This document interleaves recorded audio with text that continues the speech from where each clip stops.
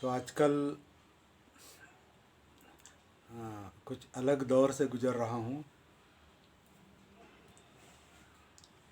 हमारे सती साधना के वर्कशॉप चल रहे हैं मराठी में, लेकिन कुछ 6-7 दिन पहले कुछ ऐसा हुआ कि मेरे अलावा घर के सभी लोग कोविड पॉजिटिव हो गए, बाधित हो गए। मैं बच गया। बाकी 3 लोग यानी मेरी पत्नी सुनंदा, लड़की पद्मशिला और जमाई, ये तीनों कोविड पॉजिटिव निकले और सबको अभी गवर्नमेंट हॉस्पिटल में रखा गया है। और मैं उनके सेवा में हूँ।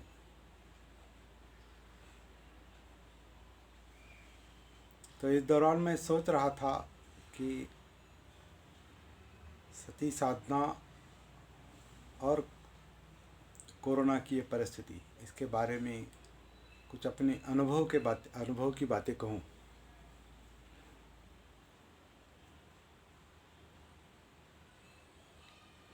वैसे बहुत भयंकर है ये बीमारी। मतलब मुझे अनुभव नहीं, लेकिन ये नज़दीक के लोगों को देखकर, लड़की को और ख़ासकर सुनंदा को, क्योंकि वो ज़्यादा बाधित हो गई है। बहुत मतलब उनकी जो ऑक्सीजन लेवल है वो बहुत कम हो गई थी। अभी ठीक है, लेकिन उनकी अवस्था देखकर मुझे इस तकलीफ़ का मुझे अंदाज़ा हुआ।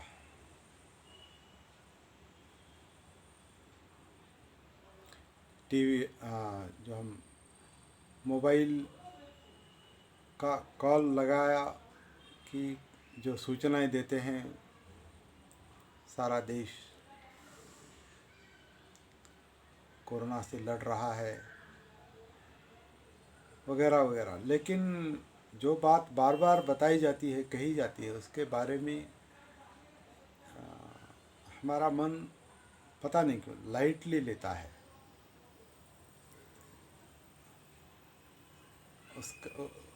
उसकी गंभीरता समझ में नहीं आती।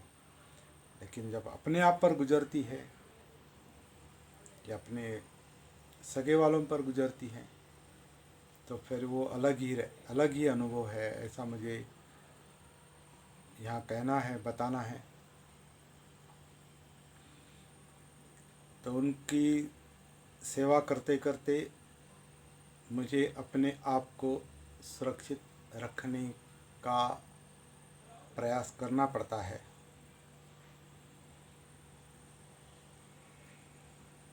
मास्क लगाना या हाथ बार बार धोना। सिक्योरिटी के लिए मैं जब हॉस्पिटल में जाता हूँ, अक्सर 2 बार जाता हूँ, तो अपने आप को प्रोटेक्ट करने के लिए मैं रेनकोट पहनता हूँ। रेनकोट तो बारिश का मौसम है, वो भी एक कारण है। दूसरा कारण ये है कि हॉस्पिटल में जब जाता हूँ तो कोई प्रादुर्भाव ना हो, इसलिए सैनिटाइज ज़्यादा इस्तेमाल करने की मेरी इच्छा नहीं होती। लेकिन मास्क लगाना, अपने आप को प्रोटेक्ट करना, मैं बहुत ज़रूरी समझता हूँ। और मैं आपको ये रिक्वेस्ट करने के लिए ही मैं ये बता रहा हूँ कि अपनी खबरदारी रखें, अपने आप को सुरक्षित रखें। आवश्यकता से ज़्यादा बाहर न घूमें।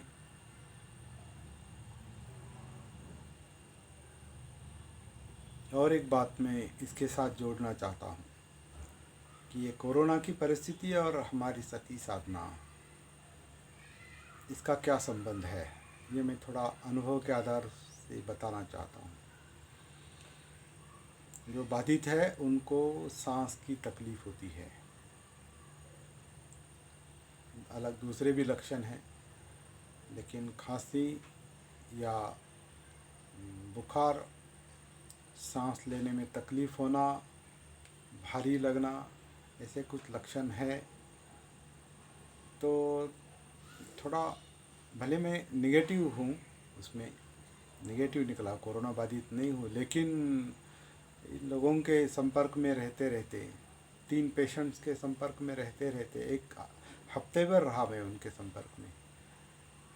क्योंकि उन्होंने हॉस्पिटल में एक तो ये टेस्ट करने में थोड़ी देरी कर दी, खासकर मैडम ने। तो दूसरे हमारे जो फैमिली डॉक्टर हैं उनसे इलाज चलते रहे, उसकी ज़रूरत थी। हालांकि उनको इन्फ्लुएंज़ा की तकलीफ़ थी, क्या कहते, सांस लेने की तकलीफ़ थी, इन्फ्लुएंज़ा की तकलीफ़ थी।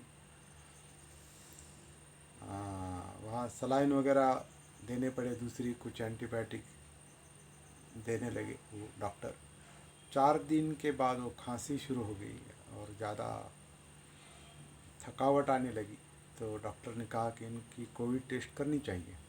हम लेकर गए गवर्नमेंट हॉस्पिटल में, चेकअप किया, पॉजिटिव निकले। हम बाकी 3 लोगों की भी 3 लोगों का भी चेकअप किया, मैं निगेटिव निकला।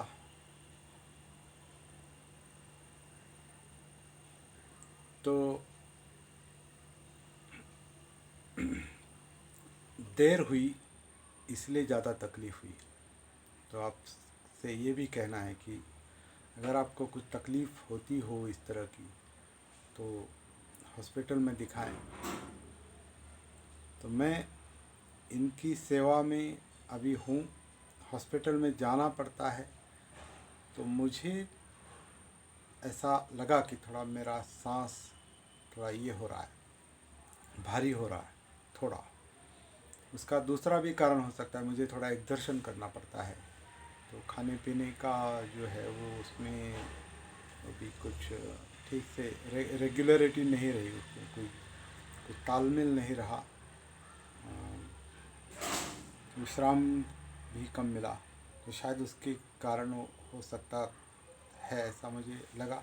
लेकिन एक एक्सपेरिमेंट, एक प्रयोग मैंने किया जो हमारे सती साधना से संबंधित है। और आप सब लोग जानते हैं कि हम सती साधना के बारे में क्या कर रहे हैं। कुछ लोग जानते होंगे, कुछ नहीं जानते होंगे। जो नहीं जानते हैं उन्होंने ये समझ लेना उनके लिए फ़ायदेमंद होगा कि सती साधना में जो कि आनापान सती के आधार से चलती है, वहाँ से शुरुआत है, वो एंट्री पॉइंट है। तो वो जो आनापान सती है, सांस, शरीर जो सांस लेता है, शरीर सांस छोड़ता है, नैसर्गिक सांस लेता है, नैसर्गिकता से सांस छोड़ता है।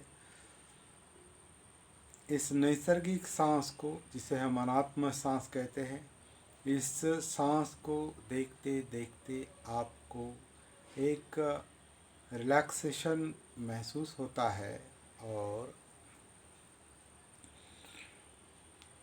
सांस की जो तकलीफ़ है वो थोड़ी कम हो सकती है।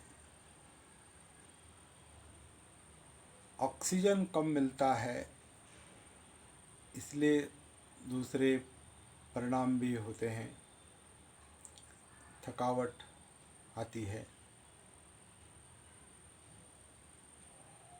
तो ये आनापान, काया आनापान, यानी शरीर सांस लेता है छोड़ता है, ये काया आनापान महसूस करते करते अगर ये लगता है या ऐसा महसूस होता है कि सांस कम मिल रही है,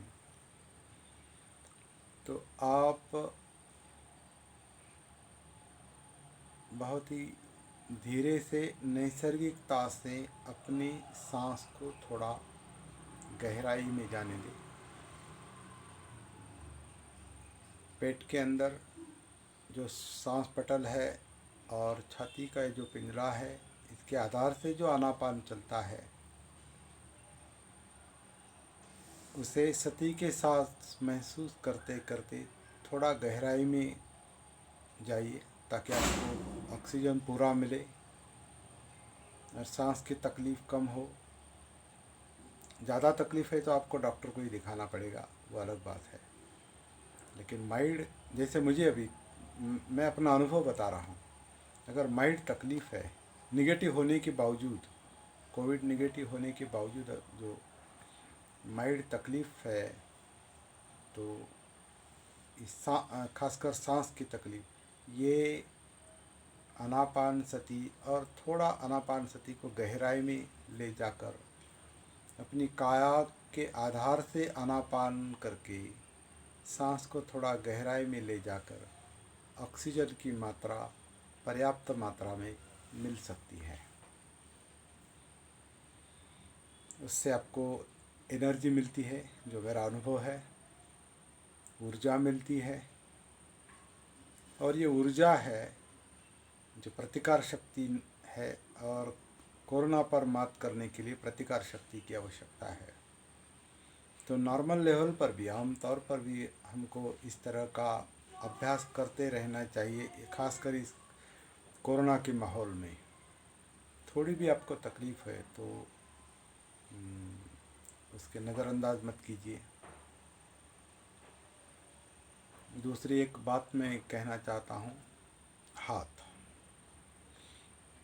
ये हाथ, जैसे आपको बार बार बताया जाता है कि हाथ बार बार धो लें, साबुन से धो लें, चेहरा भी धोना चाहिए। ये हाथ का काम बहुत इम्पोर्टेंट है। मास्क तो आप लगाते ही हैं, लगाना ही चाहिए मुंह और नाक को, लेकिन ये हाथ का और मुंह का जो स्पर्श है, इससे बड़ी सावधानी बरतनी चाहिए। इसमें हाथ जो है एक बहुत ही आसानी से कहीं भी लग जाते हैं। कभी कभी हमको पता भी नहीं चलता, या हम जागरूक नहीं रहते, सती में नहीं रहते, भान नहीं रहता अपने आप का, तो कहीं भी हाथ लगते हैं। और हाथ जब कहीं भी लगते हैं तो वहाँ का अगर कुछ प्रादुर्भाव हाथ को हो गया है, मतलब उसका स्पर्श, कोविड विषाणु का कोई स्पर्श अगर हाथ को होता है, हाथ को चिपकता है, और वो हाथ आपको अगर गलती से आप नाक को इधर उधर या चेहरे पर लगाते तो उससे आपको तकलीफ़ हो सकती है। तो हाथ से बहुत सावधान रहना चाहिए, क्योंकि हाथ बहुत एक्टिव रहते हैं हमेशा।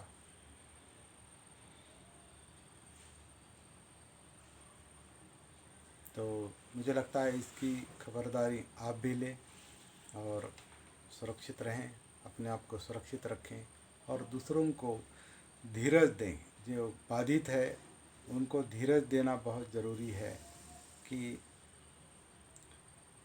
कोविड ग्रस्त होना मतलब मरना ऐसा नहीं। अभी हमारी मैडम को कल छुट्टी मिलेगी, मतलब ठीक हो रही, वो ठीक हो रही, मतलब अच्छा इम्प्रूवमेंट है, कल ठीक हो जाएगी। वैसे लड़की और जमाई को ज़्यादा कुछ बाधा नहीं थी, पॉजिटिव होने के बावजूद उनको ज़्यादा तकलीफ़ नहीं थी, तो वो भी दो तीन दिन के बाद वो भी बाहर आएंगे। तो धीरज रखना बहुत ज़रूरी है, डरने की कोई बात नहीं है, लेकिन सुरक्षितता बरतनी चाहिए।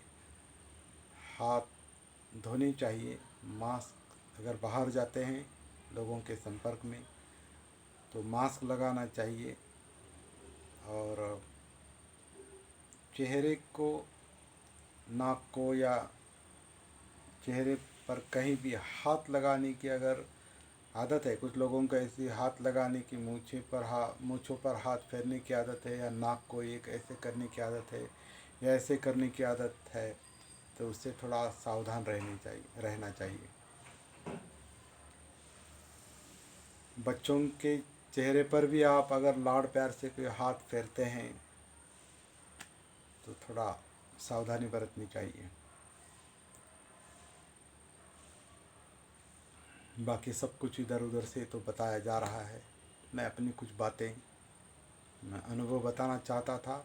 और सती साधना से आपको रिलैक्सेशन और गहरी सांस से प्राणवायु मतलब ऑक्सीजन मिलना संभव होता है, और माइंड भी रिलैक्स होता है, बॉडी भी रिलैक्स होती है, मन स्थिर और शांत होता है।